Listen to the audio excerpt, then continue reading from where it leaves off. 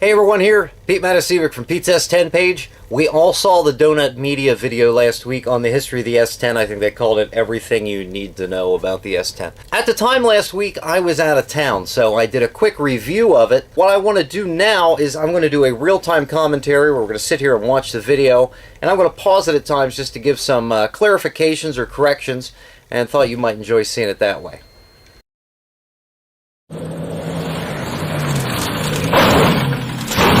It was America's titular tiny trucks that tackled trails and towed teeny trailers. The do-it-all pickup that was all work and all play. Commuting, hauling, bed bouncing, and off-roading. This is everything you need to know to get up to speed.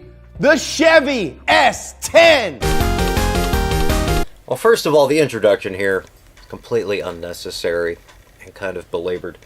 I don't know why they chose to do such an annoying intro if you're trying to get viewers, but they have a lot more followers than I do. So. The story of the S10 starts decades before it even existed. In the 1960s, Japanese automakers were making their tiny cars and slowly carving out a niche for themselves in the US market. Meanwhile, the big three were sailing on cruise control, selling millions of thirsty pony cars, big sedans, and full-size trucks. Why bother looking in the rearview mirror? Everyone else was behind them. But by the early 70s, domestic automakers were caught asleep at the wheel. Toyota and Datsun had been quietly selling a lot of compact trucks to American customers, particularly young buyers in California. The JD OEMs had found a totally new market, and the big three didn't have anything to compete with them. Luckily, GM had just bought a 34% stake in Isuzu in 1971. This was nothing a little badge engineering couldn't fix, right? Just take an existing Isuzu and call it a Chevy. In a bit of a rush, Chevy execs called up their new friends at Isuzu and asked them to start sending over the wee little pickup trucks they only sold in Japan. That would get GM. Okay, first break here, talking about the Chevy Love truck, and first of all, they're showing a much later model than what first came to the United States. The Isuzu Love was actually based on a car. They took the Isuzu Florian, which was a little car sold in Japan. It was a body-on-frame car, notched it off right behind the B-pillar, and put a truck bed on it. So if you check it out, the Isuzu Florian is a little four-door car that was sold in Japan that looks like a Love truck, except it's a little sedan. It'd be kind of cool to make a crew cab project out of. That would get GM into the compact truck market as quickly and economically as possible. In 1972, GM started selling the Isuzu Faster as the new Chevrolet Love. They didn't call it the Love because it was adorable like me, James Love Pumphrey, even though it totally was. No, they called it the Love because LOVE is the acronym for Light Utility Vehicle, LUV. No need to make things complicated, am I right? If you only wanted to haul fairy dust instead of hay bales, get yourself a Love. Not long after that, as we know, the oil crisis came along. Gas prices were up and nobody wanted giant gas guzzlers anymore because it was too expensive to drive anywhere, which is still, to this day, the #1 thing people do with cars. Drive them. Domestic manufacturers realized that big cars were on their way out. Selling the Love for the rest of the 70s bought GM some time to develop their own compact pickup truck. It took them a while. Well, first of all, this is speculation on when they started developing the S10, because honestly, we don't know.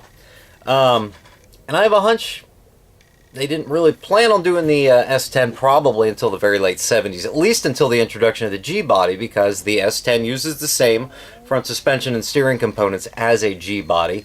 And I think in a rush they just used the Isuzu engine there for the first year.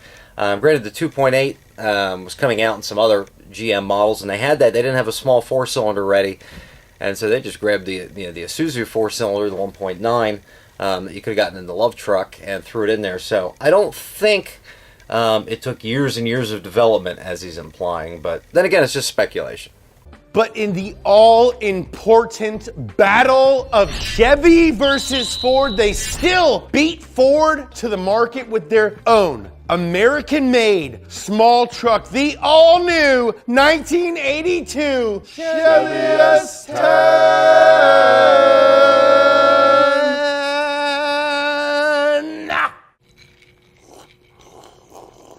And also, it's totally confusing named brother/sister, the GMC S15, the second coolest S15 ever made.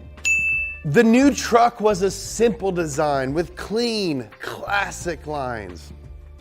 It was just a tad bigger than the Love, but still significantly smaller than the full-size Chevy C10.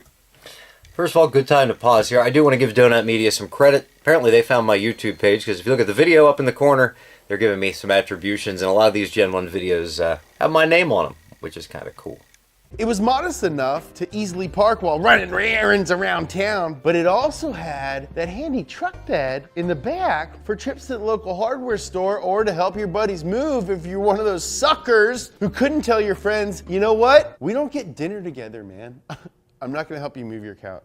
The S10 was good on gas and just plain cheap to buy. It wasn't long before they were flying off the dealer lots. In their first year, S10s were offered in just one two-wheel drive body style, and it was powered by either an 80 horsepower four-cylinder or 110 horsepower V6. They quickly added an extended cab model and Instatrack four-wheel drive in '83, followed by a four-cylinder diesel option in '84, four-wheel drive and diesel. Now that's a truck.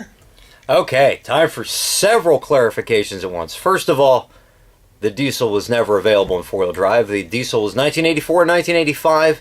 It was available in two-wheel drive only. And I'll tell you what, the reason why they're so rare is for very good reason. They had 62 horsepower at 4,400 RPMs on a diesel, which is insane. It was a terrible engine, for the application anyway. It was not a powerhouse. It was not a cheap option. The 2.8 had a lot more power for about the same amount of money. Another clarification you want to make, they did a separate video for the Blazer and Jimmy already, so they're not really including those here. But the Blazer and Jimmy also came out in 1983 when the extended cab and the four-wheel drives were introduced. Also, as I already mentioned, the base engine in 1982 is a 1.9-liter Isuzu engine. Starting in 1983, they came out with a 2-liter engine, which was a GM engine. I believe it was the Model 122, or the architecture of it was called. Don't quote me on that. But anyway, that architecture engine actually shared a lot of components with the 2.8. It was kind of an early-style modular engine. And that engine went through several generations and eventually became the 2.2 engine that we get in 1994 on the Gen 2 pickup. So that original 2-liter, which was an option initially, and then became the standard engine, except in California where the 1.9 remained standard and available in some applications. But anyway, the original engine, the 1.9, was an Isuzu engine. Then there was the 2-liter engine that came out in 1983. Which was a genuine GM engine, shared some common heritage with the 2.8.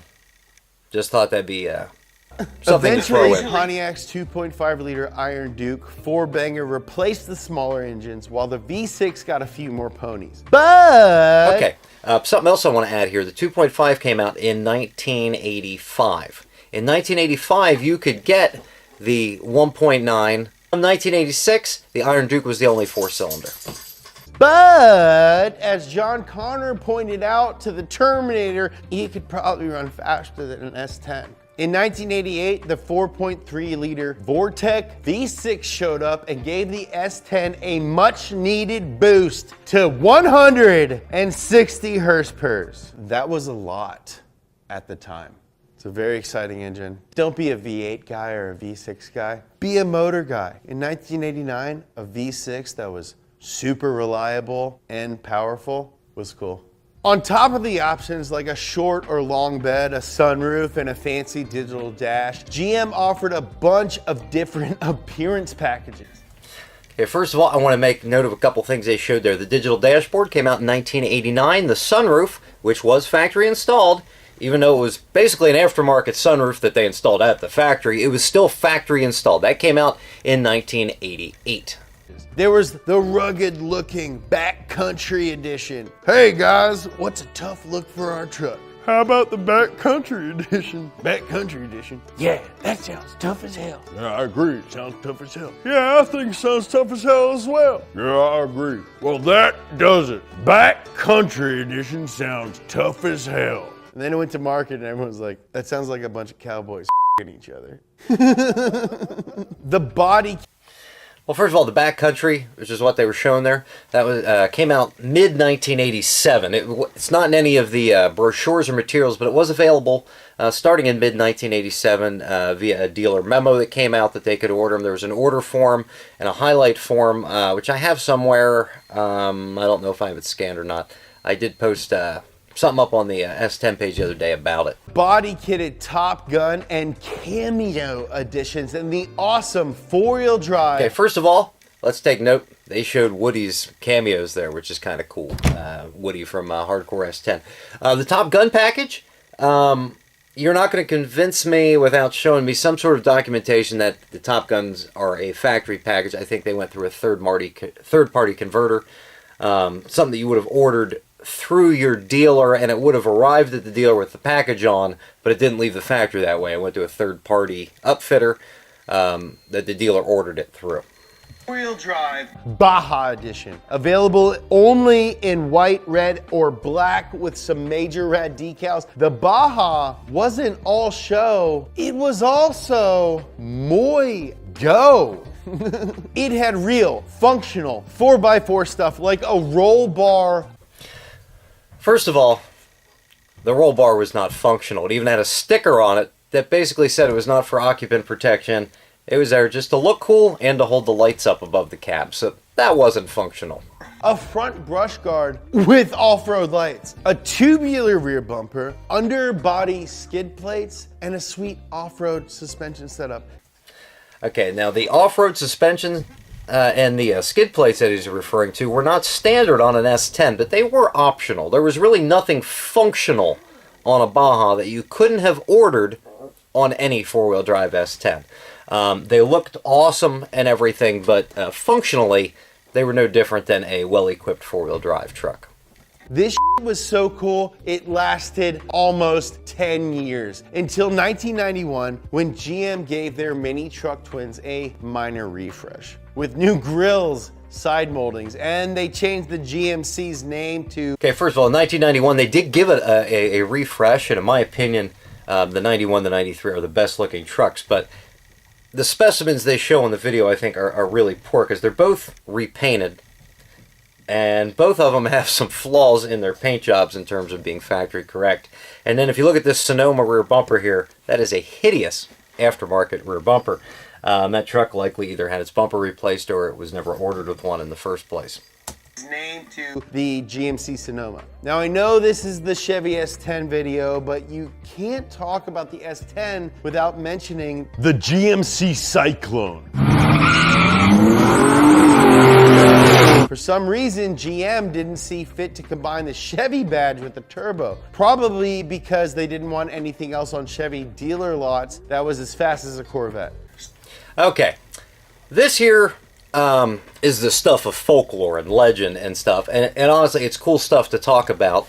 And the guys at Sport Machines I know can talk about it a lot better than I can, but coming from a Chevy background, I'll give you my perspective on it, because I grew up in a Chevy dealer. My uncle owned a small Chevrolet dealer. And a couple things here I want to dispel. First of all, the whole nothing can be faster than a Corvette thing, that's just folklore. I don't think I'm going to change anyone's mind on it, but I don't think that had anything to do with the reason why Chevrolet didn't get the Cyclone.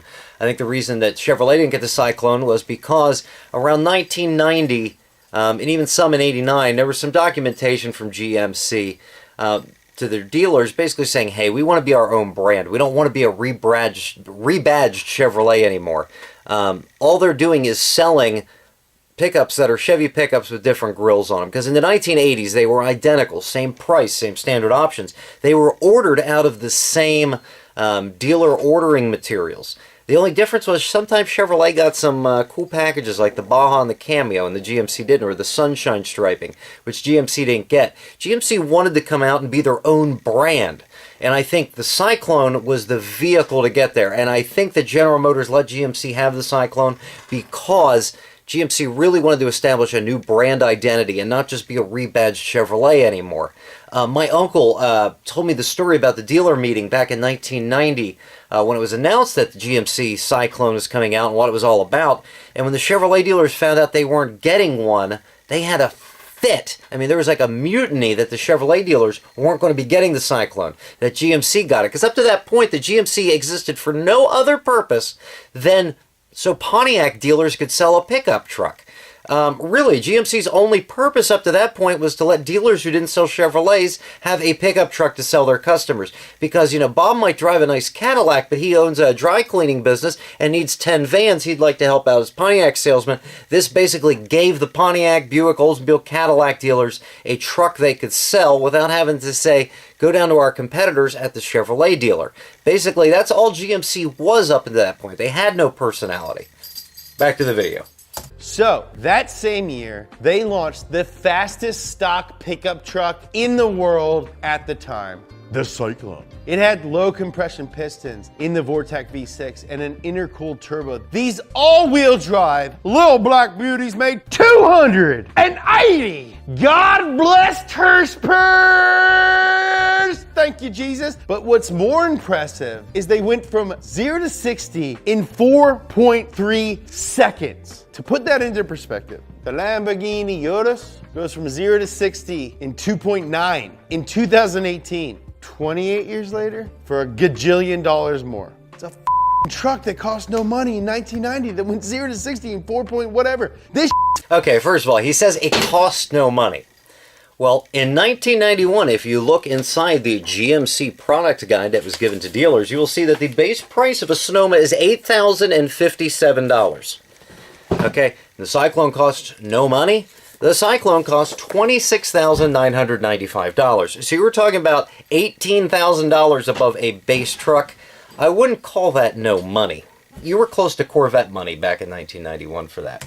This fast and very special. It was so cool that Car and Driver put it up against a Ferrari 348 in a drag race, and the Cyclone won! Hell yeah, America. Now, you could haul your horse food faster than the horse, but you could only haul 500 pounds of horse food because GM gave the Cyclone a much lower payload rating than the standard S10 and Sonoma. The GMC brand was intended to be the sportier side of Chevy. Okay, again, I want to say GMC was not intended to be the sportier side of Chevrolet. It was intended to be the truck that the Pontiac or Buick or Cadillac dealers could sell. So, the Cyclone also had a dropped ride height, low profile tires, and came with a warning label on the sun visor not to take it off-road. It was built for urban cowboys and was never meant to be practical. Enthusiasts loved it, but the quick compact truck category didn't really catch on. Fewer than 3,000 were sold, and today the Cyclone is a cult classic. If you didn't have the bread for the top-of-the-line Cyclone, you could still get a slice of the action with a two-wheel drive, naturally aspirated, nothing to sneeze at, 195 horsepower Sonoma GT, but they only sold 860. Okay, now Sonoma GT was cool. A couple cool things I want to make note about that. 1992 was the year that the 4.3 with the multi-port fuel injection came out, or the central fuel injection that year. And the Sonoma GT was the first one to get it. It wasn't available till late in the model year on pickup trucks and Blazers, but the Sonoma GTs all got it. Now everybody wants to know, why was the GT so rare? They only made 806 of them. Well, again, going back to 1992, we are talking about $8,790 was the base price of a Sonoma. And the Sonoma GT was still $16,300. So it was double the price of a base model. Now, granted, it was well equipped, but you could get a 4.3 automatic truck with some nice trimmings for significantly less than that. And I think the fact that you weren't getting the Cyclone performance, you were still paying a premium for the Sonoma GT. That's whack. On top of being a popular choice in its niche market, the S10 was also the perfect platform for a newer offshoot of lowrider culture, mini trucking. I mean, what else would you call it? From traditional tiny spoke wheels and hydraulic suspensions to dancing truck beds, wild paint graphics, and meta religious airbrush tailgate murals, car enthusiasts had a new outlet to display their creativity. Lowrider culture and mini truck culture deserve multiple episodes, and we'll spend much more time on them in the future. Stay tuned. Smash that sub button and the bell to keep up to date on donut. Anyway, well, the 80s and early 90s came and went, and after 12 long years, the second generation S10 and Sonoma finally debuted in 1994. The updated truck was a bit bigger and had more rounded edges, but it had more powerful engines and a more comfortable interior. Okay, brief pause here. 1994 came out, new truck.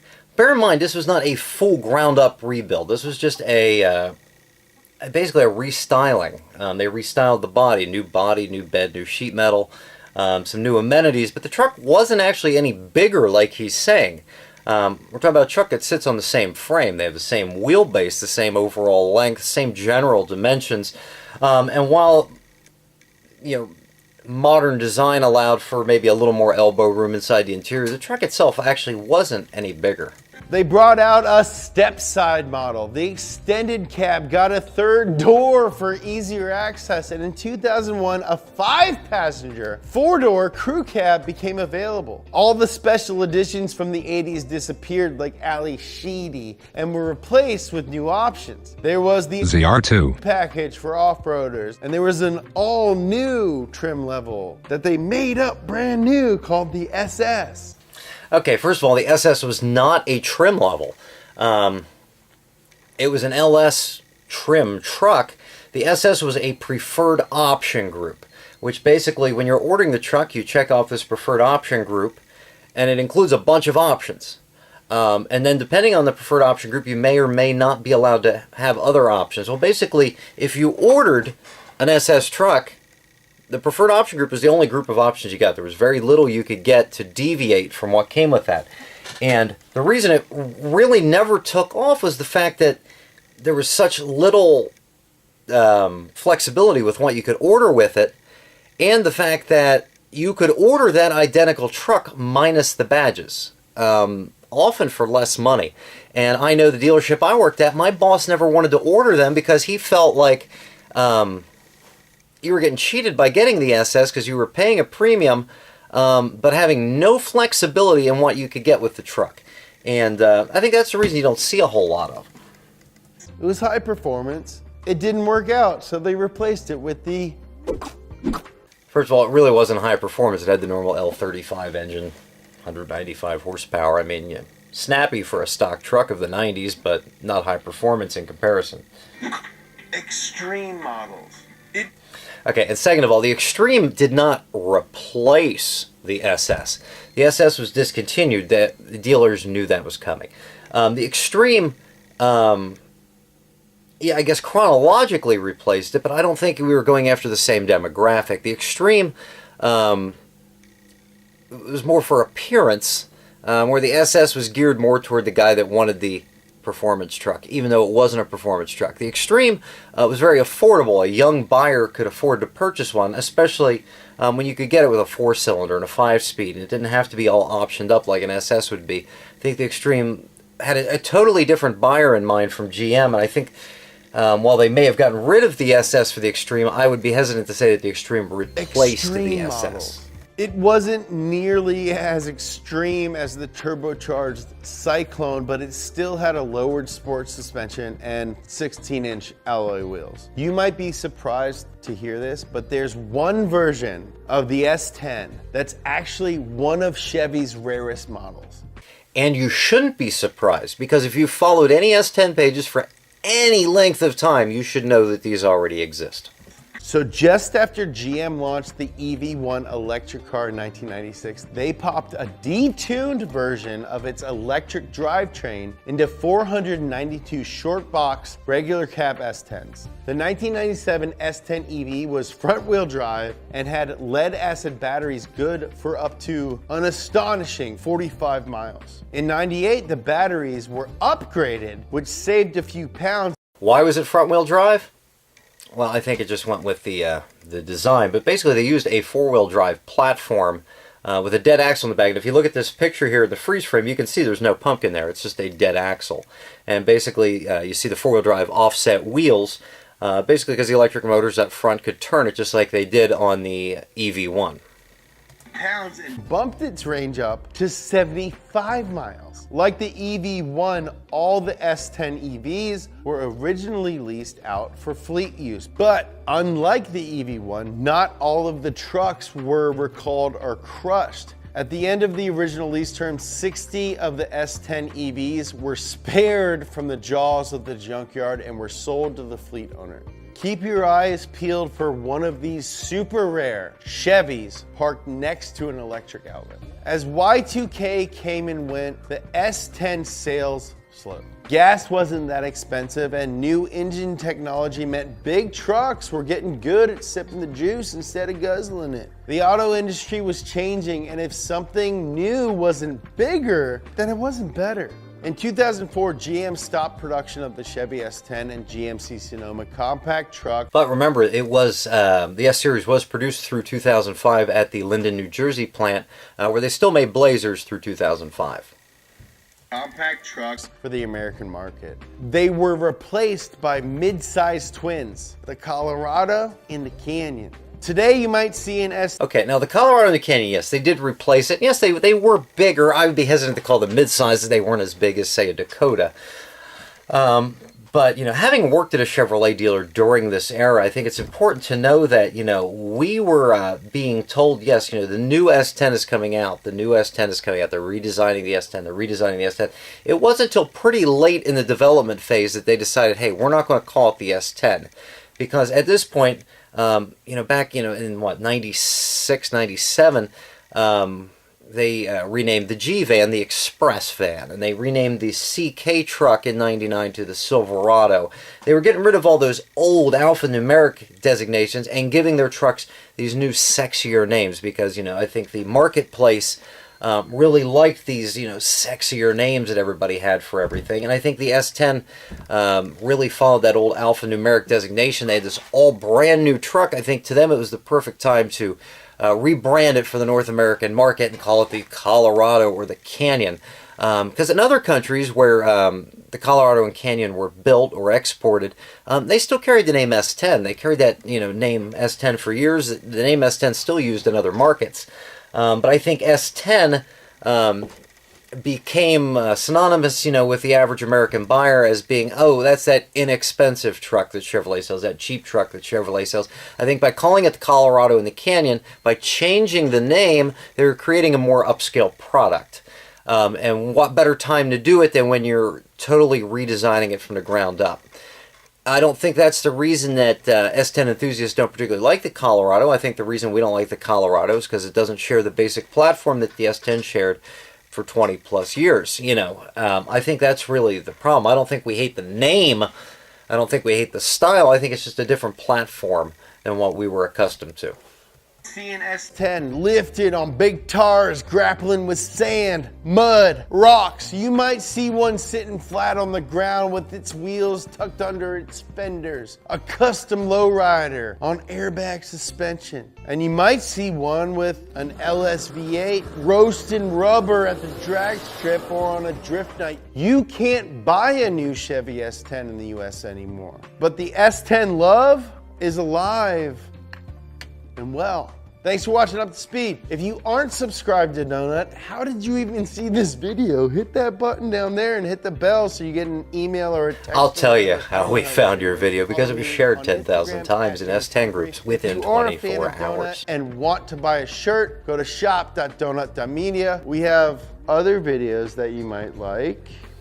I love you. Okay, and that's that. First of all, I do want to thank Donut Media for doing the video. I think it was helpful. I think for your average newbie, I think there's a lot of information there that can be used for good. Now, those of us who are like super enthusiasts are going to find little things that we wish they would have expounded upon or clarified, and a few details that just flat out weren't correct. But I think overall, I think for the good of the hobby, I think it was a good video. I'm glad they made it. I want to thank Donut Media for that. I want to thank Donut Media for using some of the videos I have on my YouTube channel. So, as always, I always love giving you more information. Maybe sometime soon I will do a commentary on their S10 Blazer video. Be sure to check out my YouTube channel, Pete Matasiewicz. Also check out Pete's S10 page on Facebook. I'm on Instagram as well. I'm on Twitter, but honestly I never use it. Facebook is really where I seem to do the most work, and then I try to put stuff on YouTube whenever I have a good video. So hope you enjoyed it. I hope it was worth the time. I hope it was worth watching again, just so you could get those clarifications. If you ever have any questions or anything, please make sure to send me a message. Thanks a lot. Bye.